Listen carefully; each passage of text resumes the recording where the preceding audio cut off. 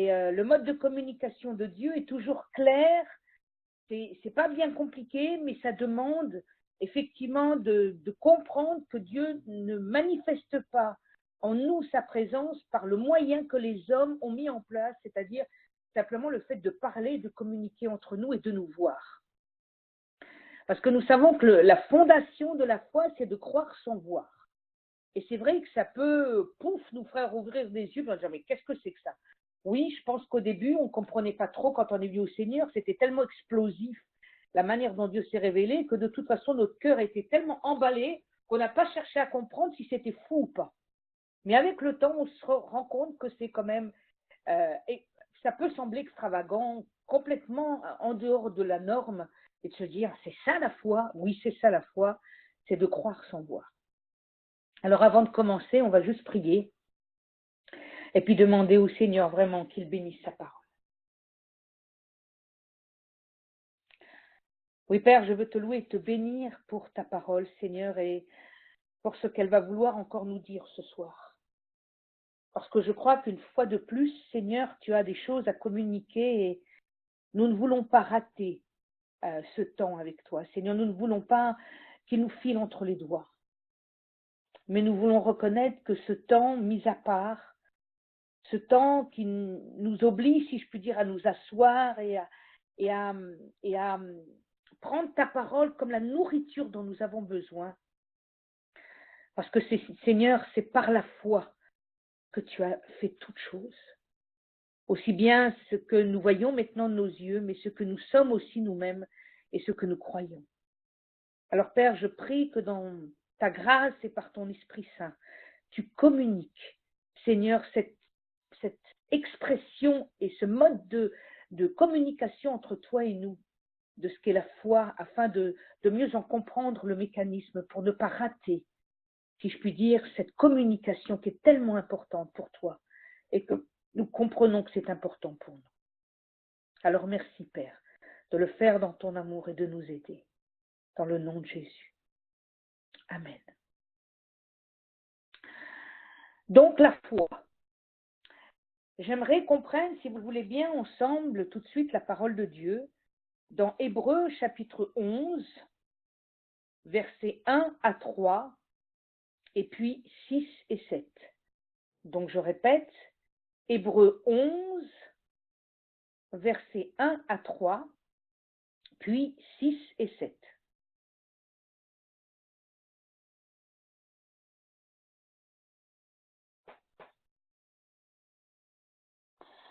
Bien évidemment, ce texte, vous le connaissez, mais nous allons essayer de voir peut-être quelque chose de différent. Or, la foi est une ferme assurance des choses qu'on espère, une démonstration de celles qu'on ne voit pas. Pour l'avoir possédée, les anciens ont obtenu un témoignage favorable. C'est par la foi que nous reconnaissons que le monde a été formé par la parole de Dieu, en sorte que ce qu'on voit n'a pas été fait de choses visibles. Waouh, c'est explosif. D'abord, l'auteur, puisque nous ne connaissons pas, nous ne savons pas, certains ont dit que c'était Paul, mais jusqu'à présent, en fait, pour tout dire, on ne sait pas. Mais qu'importe. En tout cas, l'auteur veut nous dire quelque chose. Il dit, or la foi est une ferme assurance. Il est en train de communiquer quelque chose qui nous donne un appui. La foi, c'est pas quelque chose de vague, c'est pas quelque chose de peut-être, ou c'est comme un nuage qui part et qui vient, non. La foi, c'est une ferme assurance, c'est quelque chose qui est stable. C'est comme le plancher sous nos pieds, on va pas chuter. Le plancher va nous permettre de tenir debout et de marcher. C'est stable, c'est une ferme assurance, mais pas n'importe quoi. Une ferme assurance de quoi? Des choses qu'on espère, des choses qu'on veut voir se mettre en place. Alors toutes ces choses, heureusement le mot chose, c'est un mot fourre-tout qui nous permet de mettre tout ce qu'on veut dedans. Ça peut être financier, ça peut être familial, ça peut être dans l'éducation, ça peut être le travail, ça peut être une guérison, ça peut être une relation, bref, toutes sortes de choses. Ce sont des choses qu'on attend, qu'on espère. Et c'est par la foi qu'on est dans cette attente. C'est par la foi. Pas par le mode de dire oh ben, j'ai pensé et puis j'ai structuré, j'ai mis en place tel et tel programme pour que ça se passe. Non, Dieu dit non, c'est pas comme ça que ça marche avec moi. Je veux te donner quelque chose, mais c'est par la foi. Tu dois croire en moi afin que cette chose t'arrive. Et je suis sûre pour chacun d'entre vous que vous avez déjà expérimenté. Il y avait comme quelque chose qui était fort en vous, pas quelque chose qui venait de l'extérieur, mais quelque chose qui venait de l'intérieur, soit peut-être pendant que vous étiez en prière, soit peut-être en méditation, soit en lisant la parole de Dieu. Puis il y avait comme une certitude, quelque chose qui est venu en vous et qui savait, vous saviez que quelque chose allait se faire. Ce que vous avez demandé, Dieu va le faire. Et c'est quelque chose que personne ne peut vous ôter. Ça vous appartient à vous et à vous seul. Et c'est ça la foi. La foi, c'est quelque chose qui est en nous. On sait que ça va se faire. Alors ça peut être rapide, comme ça peut prendre un petit peu de temps. Ça dépend, c'est Dieu qui choisit quand et comment il veut faire la chose. Parce qu'il veut nous rassurer. Par la foi, nous avons une assurance, quelque chose qui nous met en sécurité. Parce que l'assurance, ça veut dire la sécurité. Dieu est un Dieu qui sécure, un Dieu qui nous sécurise, qui ne veut pas nous mettre en position où on est ballottant. D'ailleurs, c'est ce que dira plus tard pour balloter à toutes sortes de doctrines. Dieu ne veut pas de ce genre de choses. Dieu, quand il dit quelque chose dans sa parole, c'est stable, c'est vrai, c'est authentique. C'est quelque chose qui va nous bousculer et en même temps nous booster et nous permettre de dire oui, je peux tenir. Parce que j'ai l'assurance, j'ai la foi et ça me donne cette ferme assurance. Et puis, dans cette deuxième partie de ce verset, il dit une démonstration. Alors, normalement, une démonstration, c'est quelque chose qui est visible, c'est démontrable, c'est quelque chose qui se voit, mais de celle qu'on ne voit pas. Donc, ce qu'on n'avait pas vu, tout d'un coup, Dieu nous le démontre. Ce que nous ne voyons que par la foi, tout d'un coup, c'est démontrable. Je donne une idée. Admettons que par la foi, quelqu'un ait reçu, parce qu'il avait un problème, disons, de santé, l'assurance que Dieu va intervenir. Mais vraiment une assurance. Dieu dit, je vais te guérir. Et puis, c'est fort, c'est quelque chose qui est là. Vous ne savez pas quand, mais Dieu vous l'a dit. Et vous attendez. Et lorsque, effectivement, la guérison est venue, c'est la démonstration de la foi que vous aviez en ce que Dieu vous a dit. C'est ça, la foi. C'est pas autre chose. Ne cherchons pas des choses bizarres.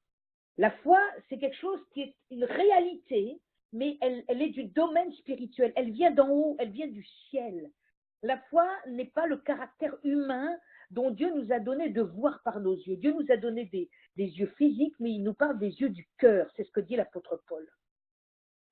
Et je crois que ces yeux du cœur sont quelque chose qui moi-même me dépasse. Je vous dis tout de suite.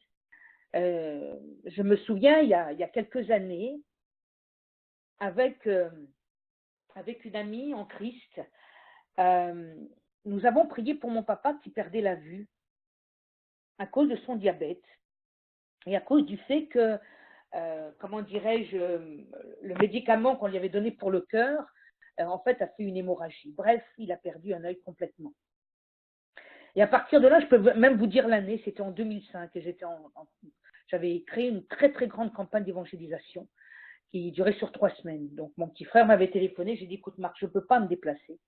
Et je savais que j'étais au service du Seigneur. Ce n'était pas évident, mais je ne pouvais pas aller voir mes parents dans le sud.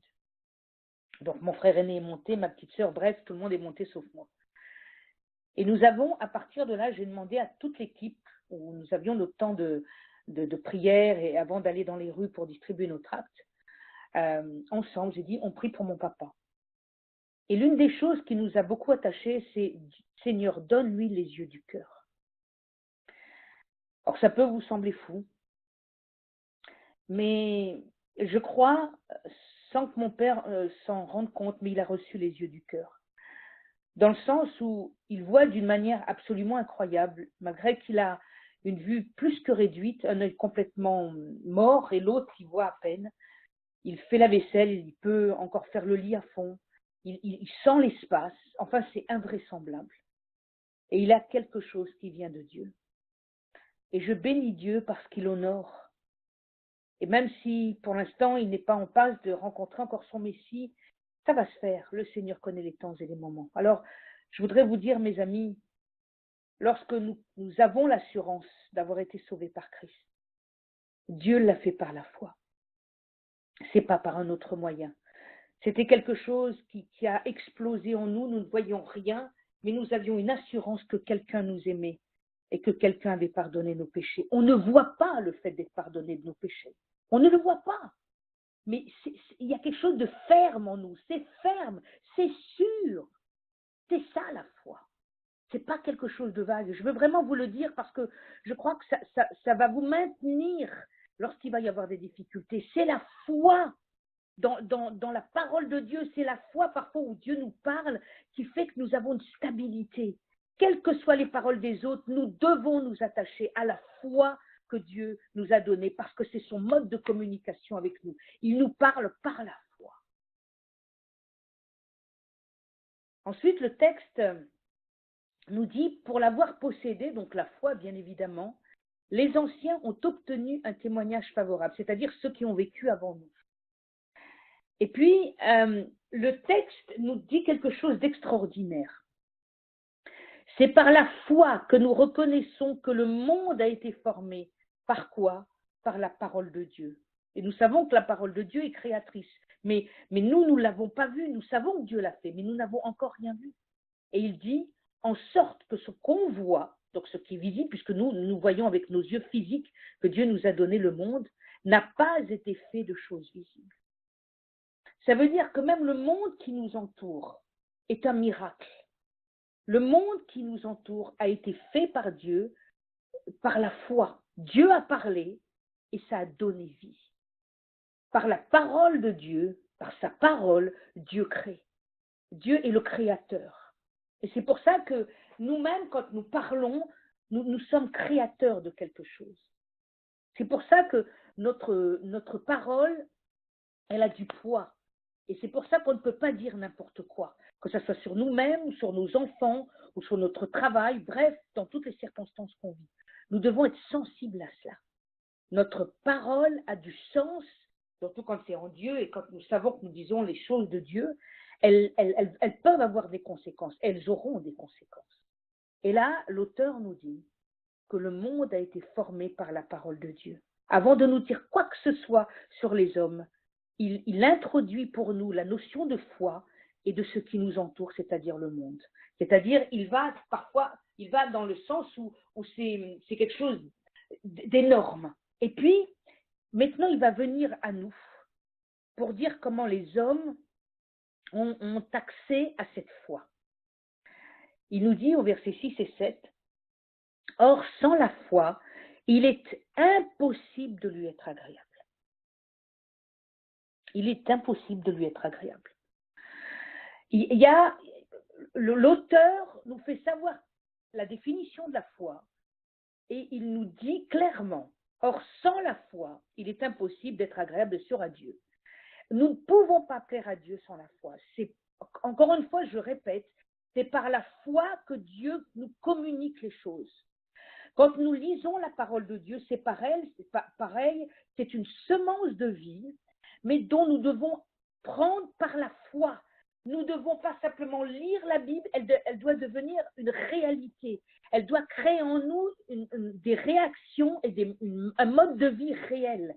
La Bible n'est pas faite pour être simplement des paroles, elle est faite pour être vécue. C'est pour ça que la Bible n'est pas un livre à lire, mais à vivre.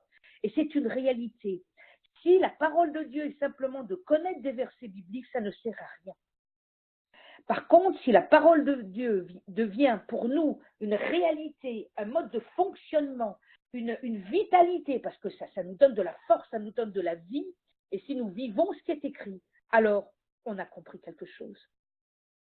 Parce que Dieu communique la vie par sa parole. Il ne nous parle pas toujours en direct, parce que sa parole le fait pour lui, mais parfois il le fait en direct par son Saint-Esprit.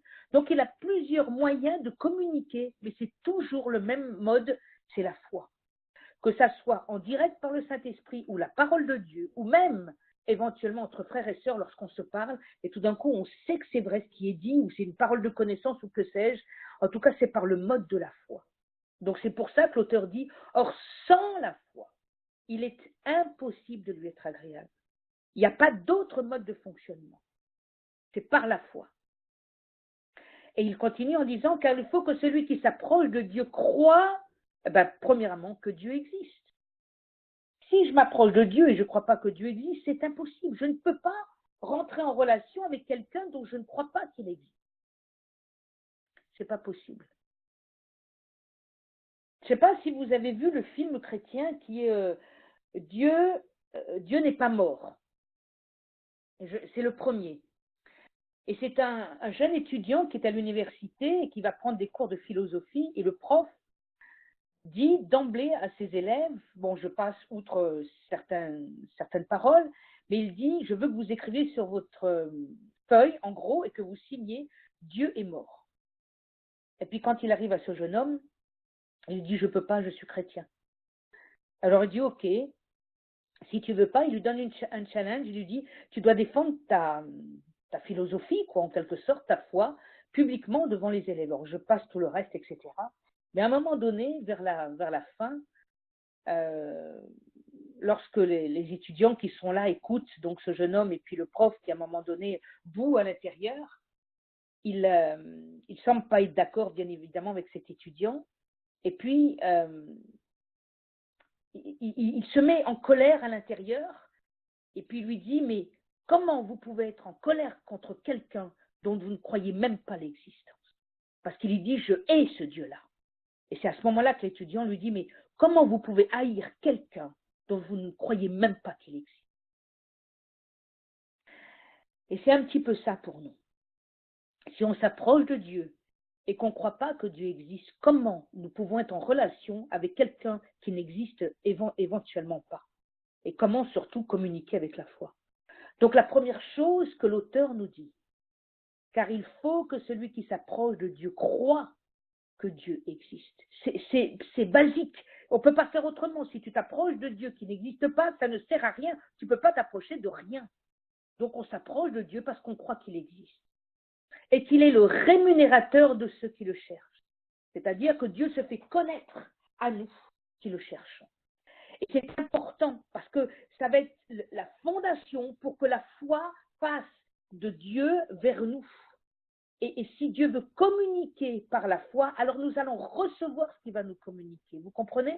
Donc, la foi du fait que le monde a été créé par la foi et que Dieu existe. Ce sont les choses de base. Et puis, à partir du verset 7, Dieu nous donne un exemple. Par la foi, donc c'est pour ça qu'à chaque fois on aura, alors il y a tout le texte, hein, je vous fais grâce de tout le chapitre 11, on va juste lire le 7, mais par la foi, Noé, divinement averti des choses qu'on ne voyait point encore, fut rempli de crainte et construisit une arche pour le salut de sa famille. Par elle, il condamna le monde et devint héritier de la justice qui est selon la foi. L'auteur nous met d'emblée en face d'un homme auquel Dieu va parler. Il n'y avait pas Jésus qui avait donné sa vie, rien n'était encore fait de ce côté-là. Pour l'instant, Dieu se fait connaître à des individus, dont Noé. Et voilà que Noé reçoit quelque chose de Dieu. Et parce qu'il a reçu quelque chose, il est rempli de crainte, c'est-à-dire de respect, parce qu'il semblerait que ça a dû le tenailler. Hein. Je ne sais pas comment il a dû être, mais ça devait être puissant. Et par cette révélation, voilà que cet homme est en train de construire une arche, ce qu'on pourrait appeler aujourd'hui un paquebot, et pour lui et sa famille, ce qui fait très peu. Et nous savons que Dieu demande cela à Noé parce qu'il est en colère contre cette humanité qui ne fait que pécher. Et Dieu va devoir juger l'humanité de l'époque. Et pour cela, il va mettre à part simplement 8 personnes, ce qui est tellement peu.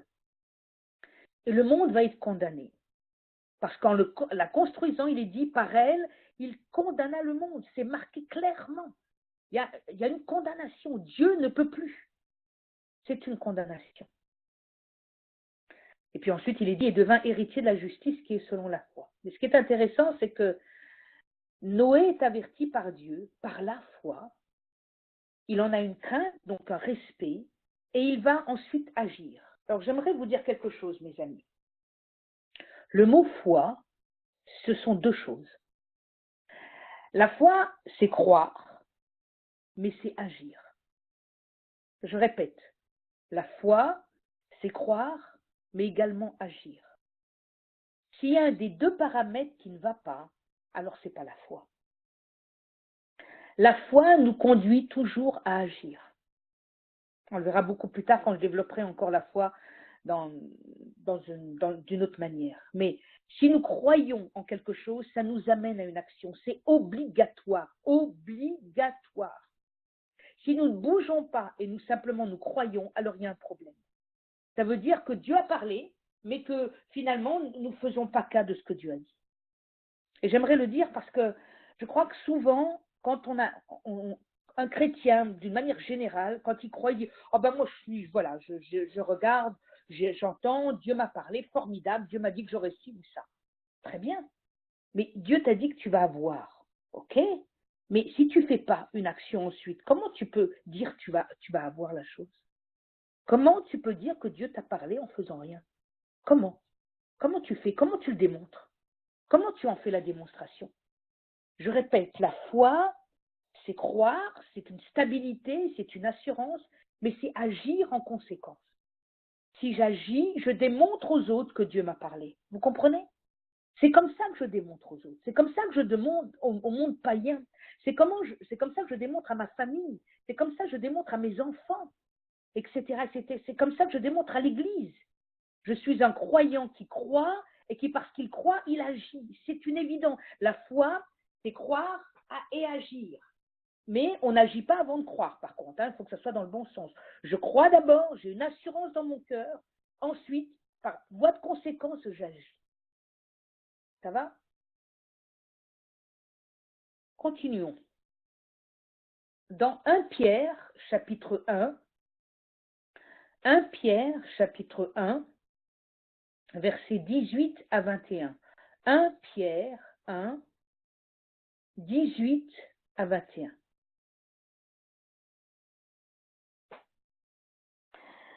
Sachant que ce n'est pas par des choses périssables, par de l'argent ou de l'or que vous avez été rachetés de la vaine manière de vivre que vous aviez hérité de vos pères, mais par le sang précieux de Christ, comme d'un agneau sans défaut et sans tache, prédestiné avant la fondation du monde et manifesté à la fin des temps à cause de vous, qui par lui croyez en Dieu, lequel l'a ressuscité des morts et lui a donné la gloire, en sorte que votre foi et votre espérance reposent sur Dieu. Alléluia. Pierre, alors maintenant, bien sûr, on a passé pas mal de siècles. Hein. Voilà que Pierre écrit. Et il va mettre en évidence la mort de Christ d'une manière, comment dirais-je, il n'y a pas plus haut. Il est en train de nous montrer la splendeur et en même temps la chose terrible que de donner sa vie, mais ce fait surnaturel que Dieu fait chair va donner sa vie pour nous. C'est Dieu qui donne sa vie, mais en Christ, bien évidemment, c'est-à-dire en Fils, pas en Père, mais en Fils. Et il exprime de telle sorte que nous puissions comprendre que notre foi est basée sur le don de la vie de Christ. Et il l'exprime en disant, sachant que ce n'est pas par des choses périssables, donc des choses de ce monde, par de l'argent ou de l'or, donc les choses de ce monde, que vous avez été rachetés, donc rachetés, c'est-à-dire achetés finalement, hein, on a été achetés par Dieu, de la vaine manière de vivre que vous aviez hérité de vos pères, mais par le sang précieux de Christ. Donc il est en train d'élever le Messie, mais par le sang précieux de Christ, comme d'un agneau sans défaut et sans tache. Et en fait, il rappelle la prophétie d'Ésaïe. Il fallait un agneau, donc un jeune, sans défaut et sans tache. Il fallait qu'il soit parfait et qu'il ait été prédestiné avant la fondation du monde. Et le Seigneur le dit lui-même, qu'il a été prédestiné avant la fondation du monde. On sait qu'avant que le monde soit, le Seigneur avait déjà prévu, en tout cas le Père, que le Fils viendrait pour sauver le monde. Dieu, comme disait quelqu'un, n'a pas de plan B. Il a juste un plan A. Et ce plan A s'accomplit. Il n'a pas de plan B, le Seigneur. Il savait d'office ce que les hommes allaient faire, mais dans son amour infini, parce qu'il nous a laissé le libre arbitre. Et comme nous avions le choix entre le bien et le mal, voilà, il se passe que les hommes vont vers le mal, mais d'autres vont vers le bien et vers la présence de Dieu. Donc, prédestiné avant la fondation du monde et manifesté à la fin des temps. Vous voyez comment, en fait, si je puis dire, même dans cette expression, on voit d'abord quelque chose qu'on ne voit pas. Le Seigneur a été prédestiné avant la fondation du monde, personne ne voit, on ne peut pas voir ce que Dieu est en train d'avoir dans la tête et qu'est-ce qu'il va manifester, qu'est-ce qu'il va vouloir nous prouver. Il fait les choses avant que le monde soit, donc nous on n'est même pas là, on ne risque pas de voir, on n'est même pas créé, on va venir des siècles plus tard. Et il dit, m'étant manifesté à la fin des temps, Dieu va manifester le Fils en chair pour qu'on voit ce qu'il va faire pour l'humanité. Donc Dieu procède toujours de la même manière. Il dit les choses, il prépare les choses, c'est par la foi, et ensuite les choses s'accomplissent et les yeux humains les voient. On est dans la capacité de voir ou d'entendre, bien évidemment, selon ce que Dieu veut. Et la manifester à la fin des temps à cause de vous, tous ceux qui sont venus depuis le 1er siècle, depuis que les apôtres ont été au contact avec Jésus, qui par lui croyez en Dieu, c'est-à-dire et qui par lui vous avez foi en Dieu. Et puis il va plus loin, il continue. Il parle que c'est le sang précieux, que c'est un agneau sans tache et sans défaut, qu'il a été prédestiné avant la fondation du monde, qu'il a été manifesté. Et maintenant, il parle de sa résurrection des morts, lequel l'a ressuscité des morts et lui a donné la gloire. Donc, en fait, en quelques phrases, l'apôtre Paul expose le plan du salut. C'est le plan du salut. C'est extraordinaire. On a en quelques phrases exactement le plan du salut. Avec ça, on peut apporter quelqu'un au Seigneur. Et puis, il continue sa phrase en disant « en sorte ». Donc, en conséquence de. C'est la conséquence de tout ce qu'il a dit, il y a une conséquence. Que votre foi, que notre foi ensemble, et votre espérance repose où? Sur qui? Plus exactement, pardon, sur qui? Sur Dieu. C'est extraordinaire. L'apôtre Pierre va nous donner cette conviction, va nous apporter cette conviction que notre foi est basée sur le Christ et en même temps sur le Père. Ils sont unanimes, ils sont d'un commun accord. Ils sont en train d'exposer que tout ce qu'ils font, ils le font par la foi pour les hommes. Tout ce qu'ils sont en train de créer encore aujourd'hui, lorsqu'il veut parler à l'un et l'autre, lorsque Dieu appelle ses enfants, lorsque Dieu communique à ses enfants, lorsque Dieu est en train de donner des dons à ses enfants, c'est par la foi. Nous devons recevoir les choses par la foi. Nous ne pouvons pas les recevoir par la vue, c'est impossible. C'est la foi, c'est par la foi que nous nous approprions des choses, que nous croyons à la guérison, que nous croyons au salut, que nous croyons au pardon de nos péchés, que nous croyons que Dieu est capable de nous donner ce qu'il convient chaque jour, du moment que le royaume de Dieu et sa justice est en premier. C'est par la foi, c'est par la foi. Rien d'autre, rien d'autre. C'est la foi qui nous fait aller vers Dieu, que nous croyons que le monde a été créé. Et notre foi repose sur l'acte rédempteur de Christ. Et notre espérance repose sur le Père aussi, sur Dieu. Donc notre vie aujourd'hui dépend de ce que Dieu a fait en Christ. C'est pour ça que notre foi est solide. Ça a été un acte posé. Le monde du 1er siècle l'a vu de ses yeux. Et pourtant, la Bible dit « Heureux ceux qui ont cru sans me voir ». Pour Dieu, c'est bien plus important de croire sans voir. Qu'est-ce que ça signifie? Ça veut dire qu'on fait totalement confiance à Dieu. On n'a pas besoin de voir pour dire « Ah oui, mais j'ai vu, je crois ». Un peu comme Thomas. Et comme beaucoup aujourd'hui. « Ah, mais j'ai pas vu, moi je crois pas ». Ok, pas de souci madame, pas de souci monsieur, mais vous êtes en train de vous prier de la chose la plus importante. C'est pour ça que la foi, c'est à la fois quelque chose d'extraordinaire et pour le monde, c'est fou. C'est fou parce que le moyen par lequel ils avancent, c'est leurs 5 sens. c'est la vue entre autres. Si je ne vois pas, je ne crois pas, dit le monde. Mais Dieu dit, oui, je t'ai donné des yeux, mais je t'ai donné aussi les yeux de la foi. Ce que tu ne vois pas avec tes yeux naturels, je te les donne par la foi. Et nous avons les deux. Lorsque nous croyons en Dieu, nous avons les deux modes de communication. Le mode de communication avec mon prochain, avec l'homme, la femme, l'enfant, enfin bref, avec mon prochain. Et puis les yeux de la foi avec mon Dieu. Et les deux doivent communiquer, les deux doivent exister dans notre vie. Mais celui qui doit avoir plus d'importance, c'est la foi basée en Dieu, sur Dieu et aussi en Christ, du fait qu'il a donné sa vie. Galates 3, versets 22 à 26.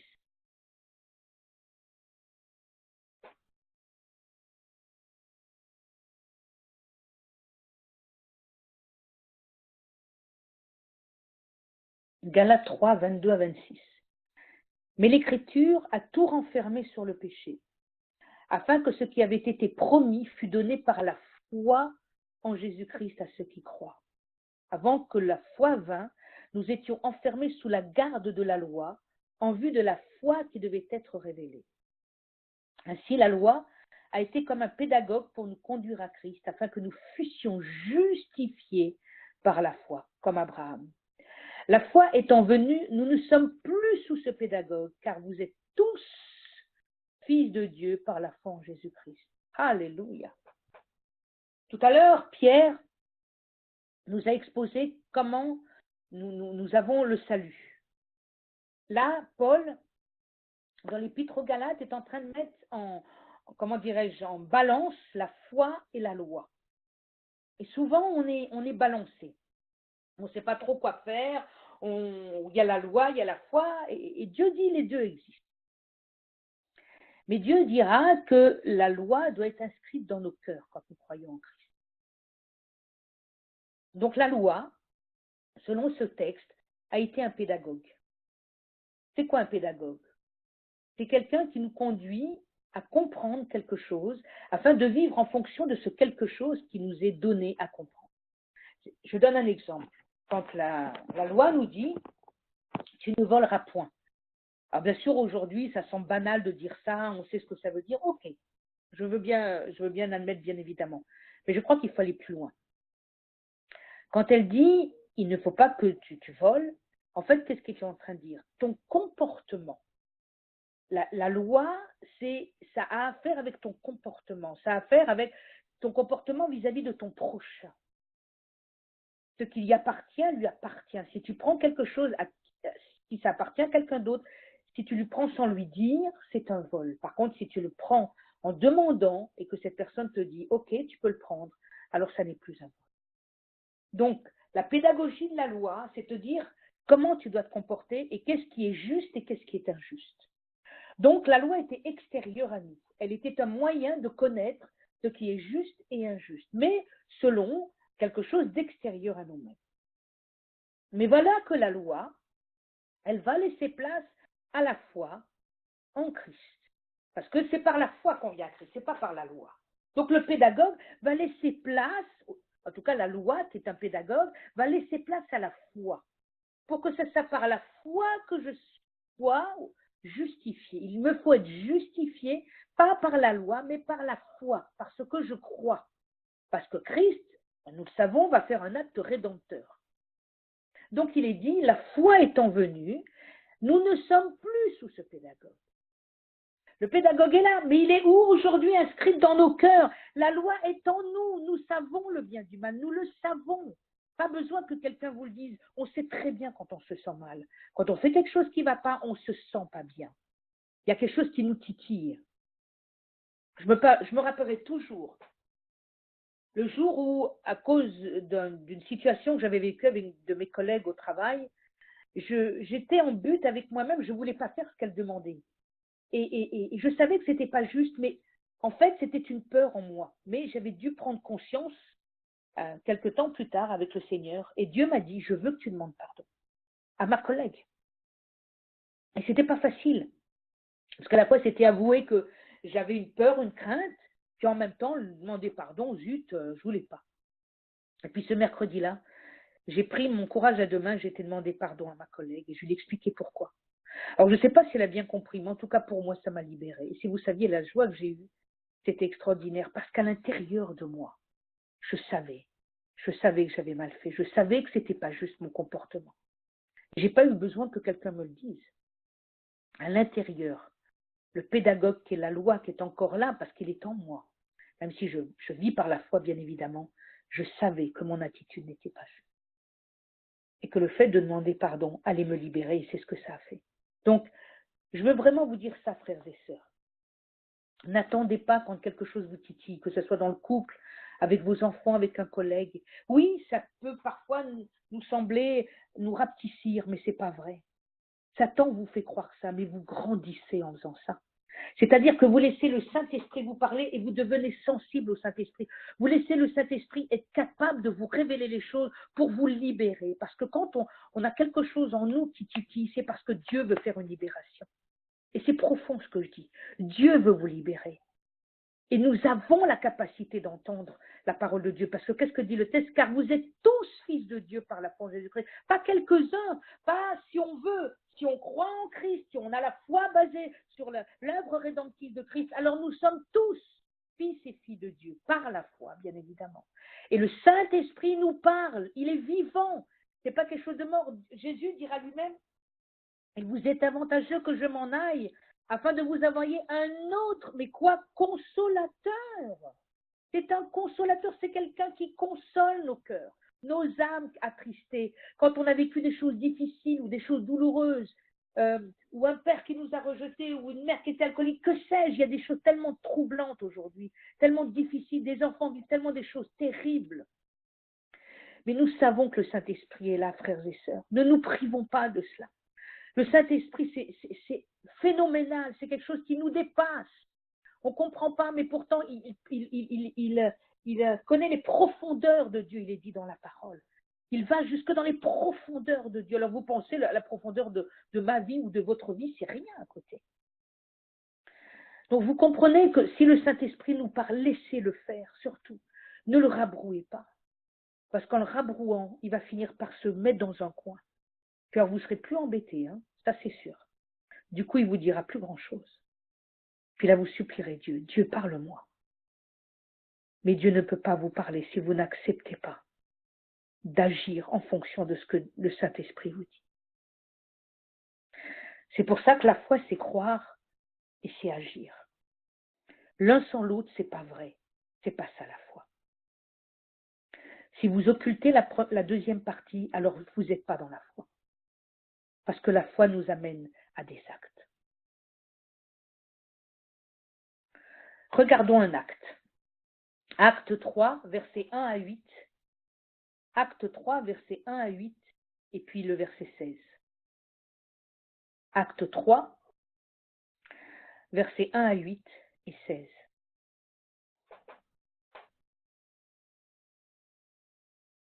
Pierre et Jean montaient ensemble au temple, à l'heure de la prière. C'était la 9e heure. Il y avait un homme boiteux de naissance qu'on portait et qu'on plaçait tous les jours à la porte du temple, appelé la Belle, pour qu'il demandât l'aumône à ceux qui entraient dans le temple. Cet homme, voyant Pierre et Jean qui allaient y entrer, leur demanda l'aumône. Pierre, de même que Jean, fixa les yeux sur lui et dit « Regarde-nous ». Et il les regardait attentivement, s'attendant à recevoir d'eux quelque chose. Alors Pierre lui dit « Je n'ai ni argent ni or, mais ce que j'ai, je te le donne.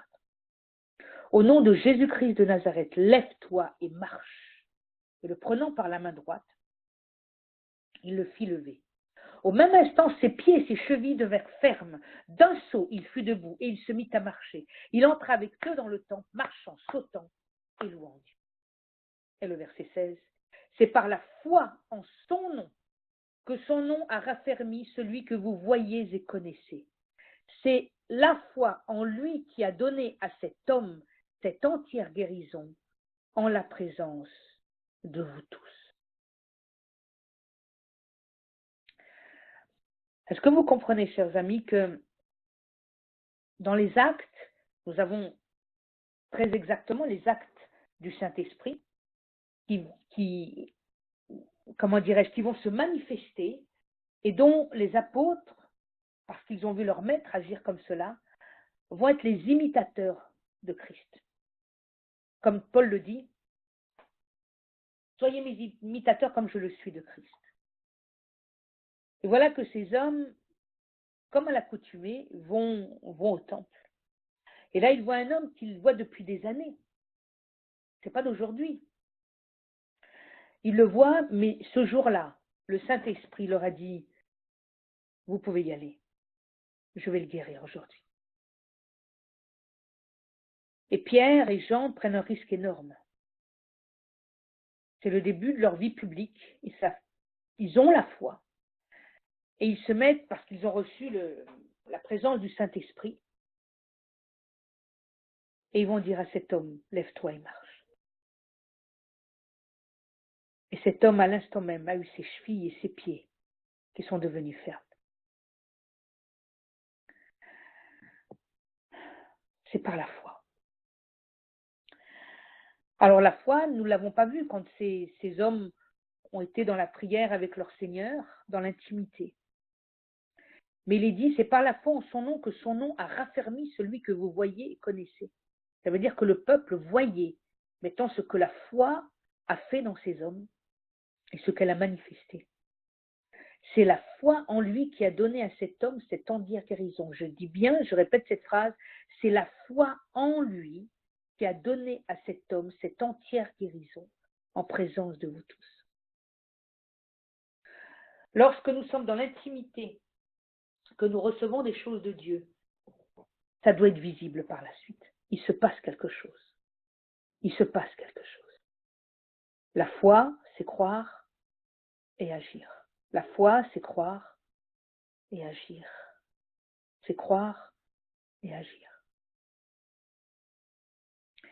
Et tout le livre des Actes nous place devant ça. Ils croyaient et ils faisaient. Ils croyaient et ils faisaient. J'aimerais maintenant vous donner une arme. Je parle bien d'une arme. Dans Éphésiens 6, versets 10 à 13, puis il y aura le verset 16. Et je conclurai par cela. Éphésiens 6, versets 10 à 13, puis ensuite le verset 16. Et j'ai intitulé un petit peu ce petit passage, « Comment notre foi peut-elle nous protéger du monde spirituel satanique ?» Et j'en ai fait l'expérience lundi. Donc, vous voyez, c'est tout récent, c'est-à-dire hier. Au reste, nous dit l'apôtre Paul, « Fortifiez-vous dans le Seigneur et par sa force toute puissante, revêtez-vous de toutes les armes de Dieu afin de pouvoir tenir ferme contre les ruses du diable.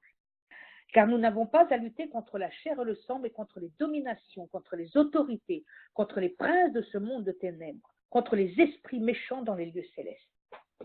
C'est pourquoi prenez toutes les armes de Dieu afin de pouvoir résister dans le mauvais jour et tenir ferme après avoir tout surmonté. » Alors il y a plusieurs armes, mais moi je vais m'en tenir à celle que nous développons ce soir, le verset 16. « Prenez par-dessus tout cela » parce qu'il y avait la ceinture de vérité, la cuirasse de justice, et je crois sur la tête aussi, le bouclier de... Voilà. Et là, prenez par-dessus tout cela le bouclier de la foi.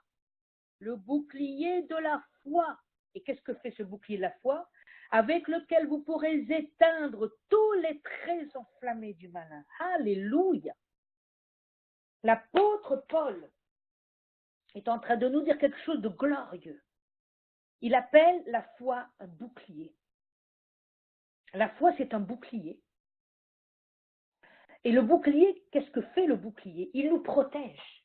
Le bouclier, c'est quelque chose qui nous permet de voir arriver les traits enflammés du malin, on va dire des flèches tout simplement, sur lesquelles les flèches vont cogner contre le bouclier. C'est ça votre foi, mes amis. La foi est votre protection. La foi est un bouclier contre les traits enflammés du malin. C'est pour ça que la foi est si importante. C'est pour ça que sans la foi, on ne peut pas plaire à Dieu. C'est pour ça que sans la foi, on ne peut pas croire en Dieu. C'est pour ça que sans la foi, on ne peut pas croire que le monde a été formé donc par la foi. On ne peut pas croire aussi que Christ a donné sa vie. Ça nous semble fou. Comment on peut pardonner sur un acte qui a été fait il y a 2000 ans et dont simplement on demande pardon à Dieu et on sait qu'on a été pardonné, que Dieu dit, eh bien maintenant je vous visite et je vous donne mon Saint-Esprit. Comment croire en cela si ce n'est pas la foi? C'est impossible, c'est fou la foi. C'est quelque chose qui est fou pour le monde. Et l'apôtre Paul nous dit que c'est un bouclier. C'est pas n'importe quoi la foi, c'est une protection. C'est pour ça que ma foi, je dois la garder comme une chose la plus précieuse. Sans la foi, je ne peux pas plaire à Dieu, je ne peux pas avancer. Et je ne peux pas éteindre les traits enflammés du malin. Et je trouve ça glorieux, mes amis. C'est vraiment, pour moi, c'est quelque chose qui me dépasse. C'est un bouclier. Et je voudrais conclure en vous disant ceci. Lundi, j'étais avec mon collègue Joseph visiter les malades. Et puis dans la voiture, j'avais soif vraiment que quelque chose de nouveau se passe pour le ministère. Seigneur, j'ai soif de quelque chose de plus, Seigneur. Aie pitié, vraiment, je criais à Dieu vraiment dans la voiture, parce qu'on prie toujours dans la voiture avant d'aller donc comment dirais-je, à l'hôpital, puis après aussi en revenant aussi on prie. Et puis voilà qu'on rentre en chirurgie et on rentre dans une chambre où il y avait une dame de 92 ans. Une pêche, mes amis, plus costaud que moi, hein, peut-être pas dans le corps, mais dans la tête sans problème. Avec une vivacité d'esprit, de parole, c'était incroyable à 92 ans. Puis dès qu'on arrive, elle dit « Oh, c'est Dieu qui vous a envoyé ». Et il y avait vraiment quelque chose qui se passait au niveau spirituel. Et au fur et à mesure que la conversation allait, elle était ennuyée de ce fait que je parlais de Dieu. Ah oui, mais si vous parlez de Dieu, je ne me sens pas bien. Il y avait quelque chose qui la titillait clairement, parce qu'elle est atteinte fortement d'une maladie qui peut l'entraîner à la mort. Puis son fils ne va pas bien, elle a qu'un fils et une belle-fille qui elle aussi est atteinte aussi d'une même maladie comme elle, c'est-à-dire du cancer. Et moi, j'ai insisté, j'ai dit, Seigneur, je ne vais pas rater ça. Je sais que c'est important. Et je lui ai dit, Madame, c'est vous qui en entrant, vous saviez que nous sommes venus de la part de Dieu. Et je vous dis, nous sommes venus de la part de Dieu. Et je lui ai vraiment expliqué qu'il était important de croire que Dieu existe, etc. Alors elle était très têtue, mais qu'importe, elle n'a pas accepté le Seigneur, ce n'était pas forcément le but du jeu. Mais à la fin, je lui ai dit, Madame, est-ce que je peux prier pour vous? Et ça, elle a accepté. Et j'ai prié. Et comme je dis toujours, je prie tout fort, Madame, vous entendez? Je prie de mon cœur. Et j'ai prié pour la bénédiction et pour qu'elle rencontre le Seigneur. Mais si vous aviez vu comment elle s'est défendue de ce qu'elle avait dit au début. Et puis aujourd'hui, Dieu m'a fait revivre un peu cette situation et j'ai compris que Dieu, par sa grâce, avait utilisé sa bouche pour pouvoir dire des choses du ciel, c'est-à-dire des choses spirituelles. Pour qu'elle sache que Dieu est là, que Dieu est possiblement présent. Visiblement, elle attendait qu'il se passe quelque chose. Elle était seule dans cette chambre, et elle attendait que quelqu'un la visite. Et c'était qui? C'était moi et mon collègue. Et nous savions tous les deux, avec ce que nous avions prié dans la voiture, que Dieu était en train de faire quelque chose. Alors vous pensez que je n'ai pas raté, hein, parce que je suis du genre tenace, vous commencez à me connaître. Et je ne peux pas rater ce genre de choses. Je dis, Seigneur, c'est trop important pour sa vie spirituelle. Alors j'ai laissé bien évidemment quelque chose du ciel. Je ne sais pas ce qui se passera. Elle peut vivre encore quelques mois, voire quelques années, comme elle peut partir. Mais en tout cas, je lui ai laissé dans les mains qu'il est possible de venir à Dieu et de demander pardon pour ses péchés. Et qu'alors même, elle pourrait pardonner de ses péchés. Et j'ai donc utilisé le bouclier de la foi contre les traits enflammés que cette femme m'envoyait. Si vous voyez combien elle me parlait d'une manière volubile de comment elle vivait, d'une colocataire qui était dans la même maison où elle habitait, etc. C'était assez bouleversant parce qu'on sentait qu'elle se défendait. Vous savez, elle était en train de mettre dehors la foi que j'apportais avec ma personne et avec mon collègue. Elle luttait contre Dieu, parce que ce n'est pas contre moi, bien évidemment. Elle luttait contre Dieu. Ce n'est pas toujours facile de comprendre sur le moment. Et comme je suis du genre assez résistante, je n'ai pas cédé. J'ai été jusqu'au bout. J'ai dit, Madame, vous allez m'écouter. Et j'ai prié pour elle. Et je suis heureuse d'avoir laissé cette prière. Je ne sais pas ce qui se passera. Mais j'ai laissé quelque chose de Dieu avec elle dans cette chambre. C'est le bouclier de la foi qui nous permet de faire ça. Notre foi est un bouclier contre les traits enflammés du malin, qui peuvent arriver même de manière où nous n'avons pas toujours conscience. C'est pour ça que notre foi est si précieuse. Je veux vous encourager ce soir, les uns et les autres, en famille ou seul ou en couple, quel que soit le travail que vous avez, quel que soit le rôle que vous avez, que vous soyez des gens en responsabilité ou plutôt sous l'ordre d'un patron, qu'importe. Ayez avec vous toujours votre foi. Comprenez-moi que la foi, c'est quelque chose qui est avec nous tout le temps. C'est quelque chose qui ne s'en va pas. Le Seigneur nous a donné la grâce de croire ce qu'on ne voit pas, afin que ça devienne quelque chose de ferme. Et quand nous le voyons s'accomplir, nous savons que ça a d'abord été donné par la foi, et qu'ensuite ça vient à l'existence. Notre vie aujourd'hui, c'est du miracle. Nous vivons constamment sous l'effet du miracle. Nos enfants, c'est un miracle. Notre vie, c'est un miracle. Notre foi est un miracle. Nous vivons du miraculeux. Alors soyons conscients de ces choses. Et laissons Dieu nous faire vivre par la foi. Acceptons de faire que cette foi, par le Saint-Esprit, grandisse. Et quand il nous amène à faire des actes par la foi que nous avons en lui, alors faisons les actes qu'il faut. N'oublions pas de les faire. Parce que sans ça, nous ne pouvons que régresser. Je n'irai pas plus loin ce soir, parce que j'ai d'autres idées, mais je crois que ce n'est pas le propos. Donc je vais m'arrêter là, je vais juste prier, afin que Dieu nous garde par la foi. Seigneur, je suis émerveillée, éblouie. Je suis dans l'expectative encore dans ma vie, de croire que la foi est la chose la plus précieuse que tu nous aies donnée. C'est par elle que tu communiques avec nous.